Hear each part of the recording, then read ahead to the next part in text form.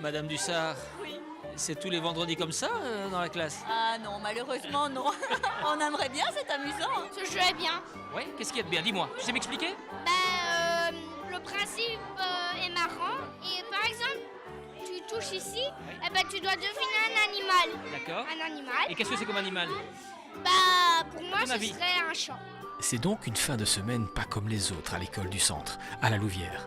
À l'origine de cet après-midi ludique et éducative, il y a Alicia Paduard. Elle est en deuxième année d'institutrice primaire à la Haute École Condorcet à Morlaix. Avec ses collègues de classe, elle a remporté un concours lancé par l'École des loisirs et qui consistait en la création de jeux autour de l'œuvre de l'auteur jeunesse Mario Ramos. Ça fait 2 mois qu'on crée les projets en classe.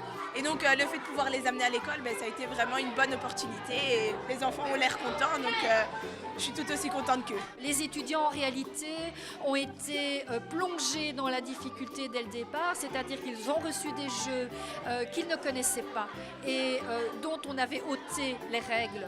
Donc ils ont d'abord dû inventer des règles de jeu pour bien prendre conscience de tout ce dont ils avaient besoin. Ils ont ensuite tiré au sort une œuvre de Mario Ramos à partir de laquelle ils devaient absolument concevoir un jeu.